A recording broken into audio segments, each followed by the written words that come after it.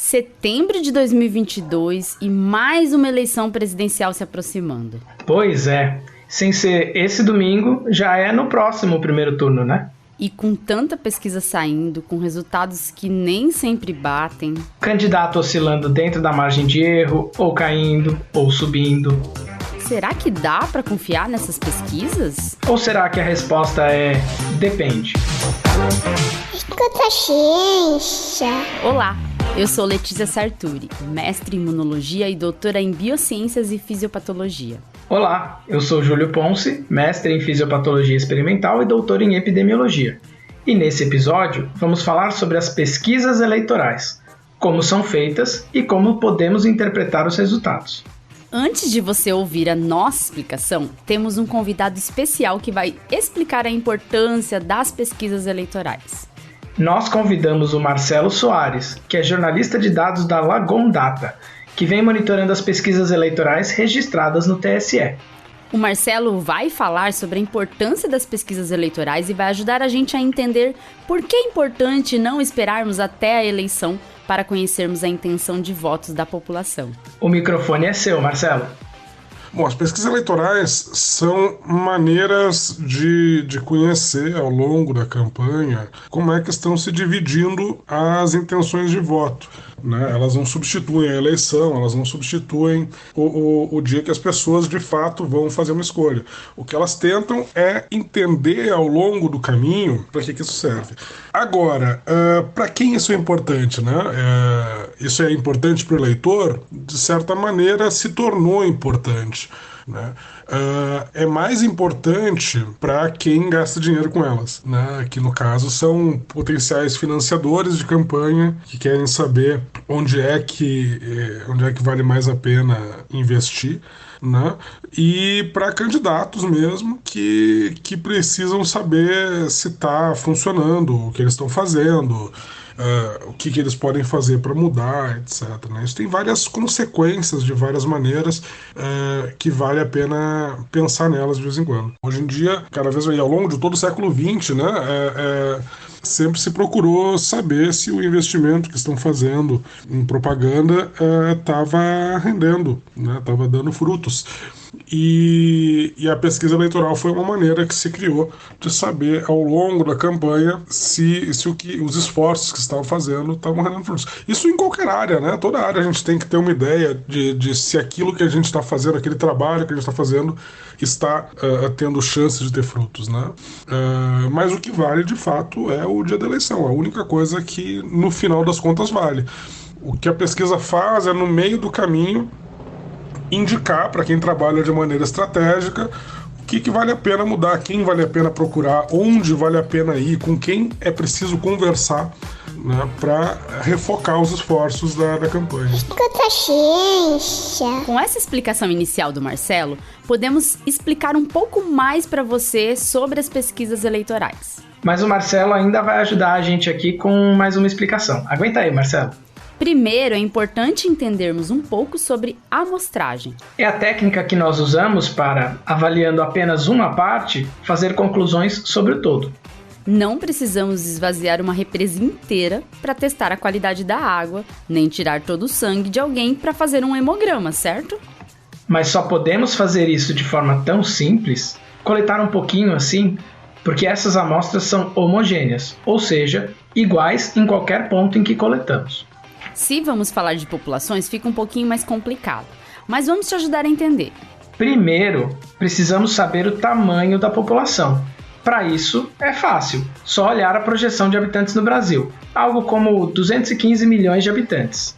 Mas, se a nossa intenção é saber como o brasileiro vota, não faz sentido escolher dentre esses 215 milhões que tem crianças, idosos e pessoas com direitos políticos suspensos. Então, na verdade, precisamos olhar o número de eleitores, algo perto de 156 milhões, um crescimento de 6% em relação à última votação presidencial. Eu poderia entrevistar todos esses 156 milhões? Sim, mas sairia caro, seria demorado e não seria praticável. De qualquer forma, se ouvem todos que têm o direito ao voto nas eleições. A pesquisa precisa então ser uma forma mais rápida, mais barata, mas ainda assim confiável, de chegar o mais próximo possível do resultado. E aí que entra a amostragem. Seleciono uma pequena parcela da população e, com aquele resultado, consigo entender como provavelmente vai votar a população como um todo. Já que não estou entrevistando todo mundo, coloco uma medição da incerteza, a margem de erro e índice de confiança. O índice de confiança da maioria das pesquisas eleitorais é de 95%. A margem de erro, por convenção, costuma ser de 2%.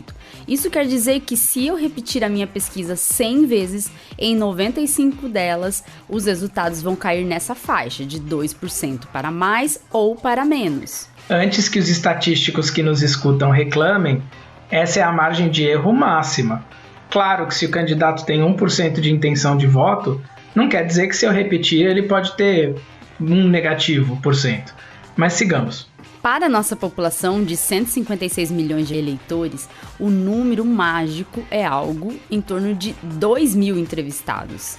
Agora, se eu quiser 99% de índice de confiança, ou seja, que meu resultado caia 99 das vezes dentre 100 em uma faixa conhecida, com 2.000 entrevistados, a minha margem de erro sobe para 3%. Se eu quiser manter minha faixa de erro em 2% com esse índice de confiança mais alto, eu teria que entrevistar 4.000 pessoas, ou seja, o dobro da população. E provavelmente o dobro do custo também. Por isso, considerando o custo-benefício, geralmente se usam esses valores. O que também quer dizer, se o candidato oscila dentro da margem de erro, há a possibilidade de ser mera variação, já esperada pelo método estatístico de seleção. Outro ponto muito importante é como selecionamos essas cerca de 2.000 pessoas. Se eu fizer um sorteio simples, corro o risco de chamar mais pessoas de São Paulo do que do Acre, por exemplo. Ou acabar escolhendo, dessa forma aleatória, mais pessoas ricas e não tendo ninguém que ganhe até um salário mínimo. Por isso, boa parte das seleções são feitas de forma estratificada.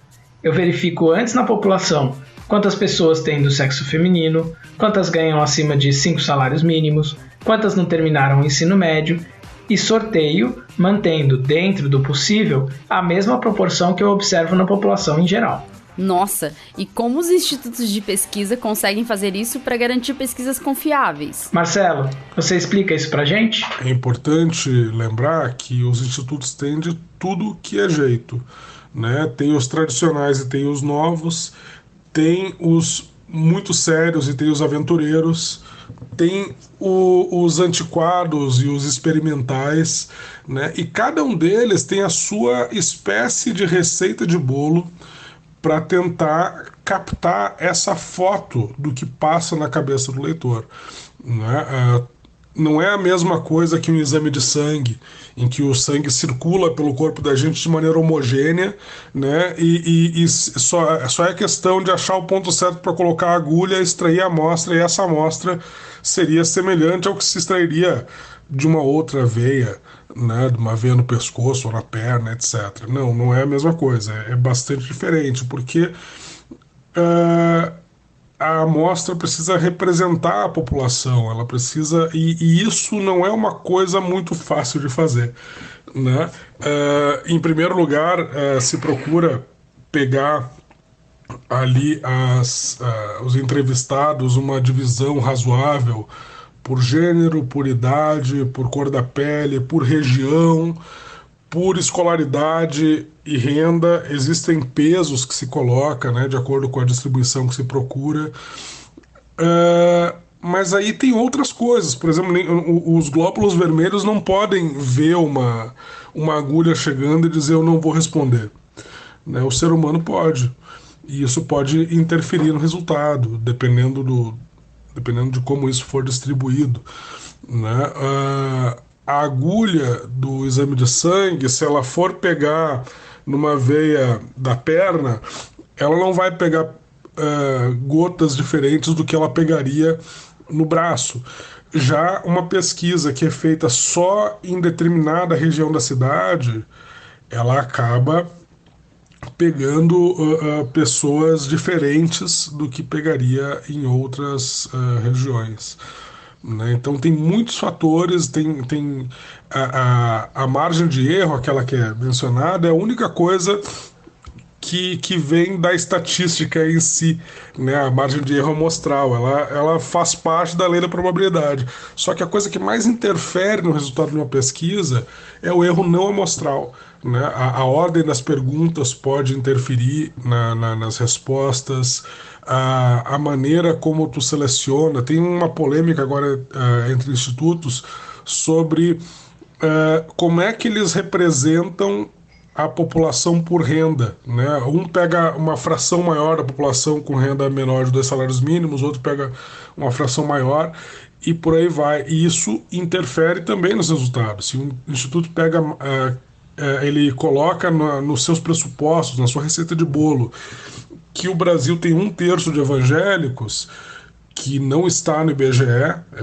é um dado que vem de pesquisas do exterior, etc., uma estimativa, ele vai dar um resultado levemente diferente do que daria se ele coloca nos seus pressupostos, a receita de bolo, que o Brasil tem 1/4 de evangélicos, como disse o censo do IBGE em 2010, ou seja, um censo que já está atrasado. Mas a gente não tem o parâmetro mais novo, né? O censo acaba sendo o grande parametrizador de como é que se divide a população brasileira. Então, assim, isso eu acho é um assunto fascinante e longo, né? Mas é basicamente isso, é uma primeira pincelada. Escuta ciência. Tem outra coisa, também é importante prestar atenção em como são feitos os levantamentos. Enquete na internet de um apoiador de um candidato vai ter como respondentes em grande peso pessoas que seguem aquele apoiador e provavelmente apoiam o mesmo candidato que ela. E exclui todo mundo que não tem internet, por exemplo. Mesmo a pesquisa eleitoral pelo telefone pode sofrer desse viés, já que pessoas sem acesso a telefones também votam e não estão sendo contadas. E não me venham com essa de mas eu não conheço ninguém que já tenha participado de pesquisa eleitoral, só pode ser mentira. Se entrevistamos 2.000 pessoas em uma população de 156 milhões, há uma chance de 0,001% de eu ser entrevistado. Mesmo que façam 100 pesquisas eleitorais em um período de campanha, minha chance é menor do que 0,1%. Mas cá entre nós, eu já fui entrevistada por telefone sim, em uma pesquisa que aconteceu em julho desse ano. Ganhar na loteria a gente não ganha, né? Então, por que alguns institutos de pesquisa têm resultados diferentes? Às vezes, é por seleção da população. Como não temos um censo desde 2010 e o de 2020 foi adiado e simplificado para esse ano, nem sempre temos todas as informações necessárias e atualizadas para determinar como selecionar a população de forma a representar a realidade. E há outro fator. As pesquisas às vezes são feitas em dias diferentes e pode haver mudança de voto, afinal a campanha eleitoral pode provocar essa mudança. Pode haver flutuação dentro da mesma população, o mesmo fator capturado pela margem de erro. Pode haver até erro na forma como as pessoas são perguntadas, com perguntas que as induzam a escolher um candidato ou outro. E por falar em erro, qual o maior erro dos institutos de pesquisa que fazem com que as pessoas deixem de confiar nas pesquisas? Eu tenho palpites aqui, mas acho que o Marcelo vai poder explicar melhor isso. Eu acho que se erro existe, não é exatamente deles, mas eles também não colaboram muito para desfazer esse erro, né? Muitas pessoas leem as pesquisas como previsões, como se elas estivessem falando o que vai acontecer amanhã. Não é verdade. O que a pesquisa, o máximo que ela consegue captar é o que o eleitor diz hoje que vai fazer amanhã com base no que ele sabia até ontem, né? Ela é uma fotografia do momento, né? Mas muitos leitores, quando sai uma nova pesquisa, eles veem aquilo como uma previsão do futuro e não tem como ser, né? Porque o que as pessoas sabem vai mudar ao longo do tempo e muitas vezes muda em reação ao que a própria pesquisa mostrou, né? Mas, de certa maneira, se os institutos vêm a público dizer, olha, não é bem assim, a gente não prevê o futuro, eles estão, de certa forma, jogando contra si próprios, né? Então eles acabam não gastando tanta energia assim para dispersar essas opiniões fora do lugar ali sobre eles. Escuta a ciência. Obrigado mais uma vez, Marcelo. E por falar em confiança, como estavam as pesquisas nessa mesma época, em setembro, nas últimas eleições? Para isso, vamos olhar um artigo do Philipp Jan Struck, na Deutsche Welle. Abraço, Philipp! Em 2018, no começo de setembro, Bolsonaro tinha 26% das intenções, contra 13% de Haddad. O primeiro turno terminou com 46% para Bolsonaro e 29% de Haddad. Esses valores estão próximos do registrado pela última pesquisa realizada antes da votação, que dava 40% a 41% para Bolsonaro e 25% para Haddad. Vale lembrar que foi uma eleição conturbada. Candidato sendo atacado em público com uma facada, candidato saindo da disputa por ordem da justiça, uma confusão. Uma grande confusão, como se diz em alemão, eine große Konfusion. Em 2014, a essa altura, Dilma estava com 37%, Marina com 30% e Aécio com 17%. Mas na véspera do primeiro turno, o Datafolha apontava Dilma com 44% e Aécio com 26%, contra 24% de Marina. Aécio terminou com 33% e Dilma com 42%. Ou seja, as pesquisas, de forma geral, capturam bem a fotografia do momento eleitoral, mas precisamos olhar o movimento também. Quem está subindo, quem está descendo. Os especialistas indicam que, nessa eleição, os números não têm mudado muito e que algum movimento drástico agora é improvável, mas não impossível. Então, faça seu dever de cidadão. Estude bem os candidatos. Não se esqueça do legislativo. E escolha aqueles que estão do lado da ciência. Confie na ciência, confie nas pesquisas. Escuta a ciência. Tchau, tchau e até o próximo episódio. Ei, ouvinte, não vai embora ainda não. Você sabia que agora você pode apoiar o Escuta Ciência? Sim, nós criamos um Apoia-se para o Escuta Ciência. Você poderá nos ajudar a ampliar nosso trabalho e custear os gastos que temos para semanalmente colocar o Escuta Ciência no ar. Você pode nos apoiar com valores a partir de R$2. Viu? A gente nem tá pedindo muito. E ainda terá recompensas que incluem dar pitacos no podcast, sugerir temas, um grupo exclusivo para apoiadores, episódios exclusivos e até sorteio de brindes com temas científicos. Entra no link do Apoia-se que está na descrição do episódio. Esse link aqui, apoia.se/Escuta a Ciência Podcast, tudo junto e sem acento. Apoie nosso trabalho. Fazemos isso por amor e dedicação, mas queremos fazer cada vez melhor para você, por você.